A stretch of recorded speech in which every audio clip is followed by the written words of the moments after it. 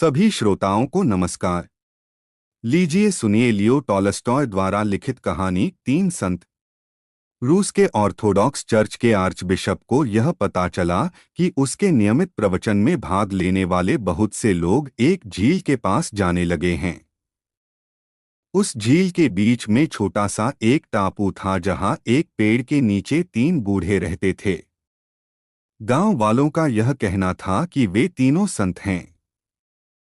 Archbishop को यह बात बहुत नागवार गुजरी क्योंकि ईसाई धर्म में संत केवल उन्हें ही माना जाता है जिन्हें वेटिकन द्वारा विधिवत संत घोषित किया गया हो। आर्चबिशप क्रोधित हो गया। वे तीनों संत कैसे हो सकते हैं?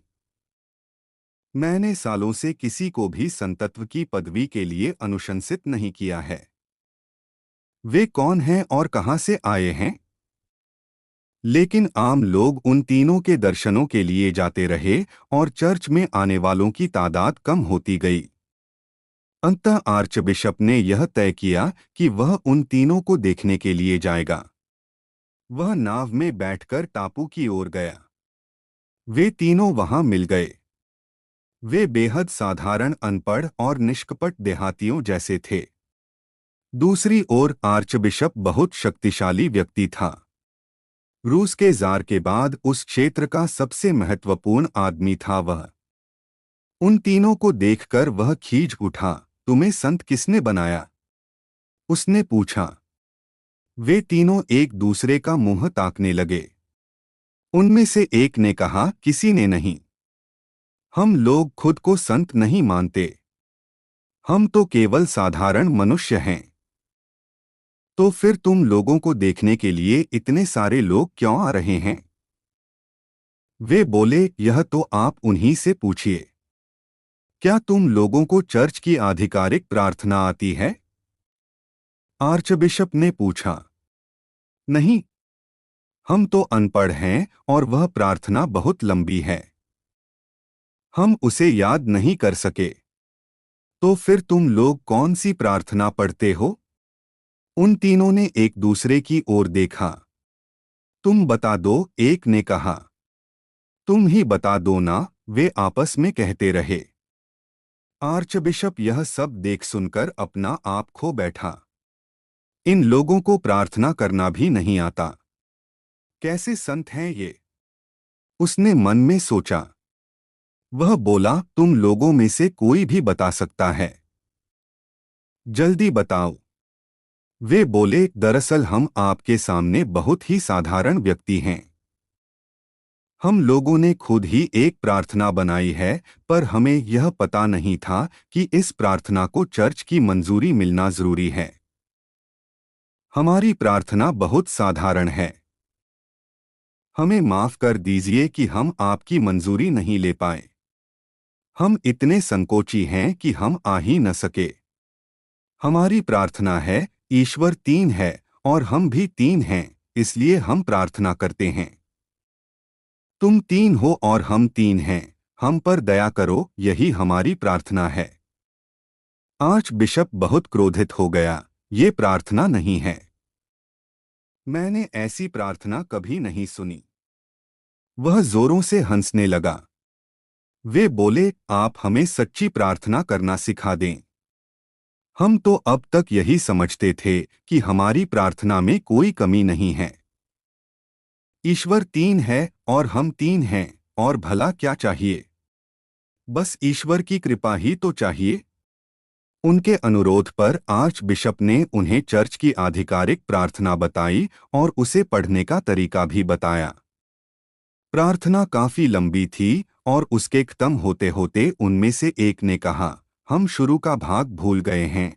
फिर आर्चबिशप ने उन्हें दोबारा बताया। फिर वे आखिरी का भाग भूल गए। आर्चबिशप बहुत झुंझला गया और बोला, तुम लोग किस तरह के आदमी हो? तुम एक छोटी सी प्रार्थना भी याद नहीं कर सकते। वे बोले, माफ करें लेकिन हम लोग अनपढ़ हैं और हमारे लिए इसे याद करना थोड़ा मुश्किल है। इसमें बहुत बड़े बड़े शब्द हैं। कृपया थोड़ा धीरज रखें। यदि आप इसे 2-3 बार सुना देंगे तो शायद हम इसे याद कर लेंगे। आर्च बिशप ने उन्हें 3 बार प्रार्थना सुना दी। वे बोले, ठीक है, अब से हम यही प्रार्थना करेंगे। हालांकि हो सकता है कि हम इसका कुछ हिस्सा कहना भूल जाएं, पर हम पूरी कोशिश करेंगे। आर्च बिशप संतुष्ट था कि अब वह लोगों को जाकर बताएगा कि उसका पाला कैसे बेवकूफों से पड़ा था। उसने मन में सोचा, अब लोगों को जाकर बताऊंगा कि वे जिन्हें संत कहते हैं उन्हें तो धर्म का कख भी नहीं पता, और वे ऐसे जाहिलों के दर्शन करने जाते हैं। यही सोचते हुए वह नाव में जाकर बैठ गया।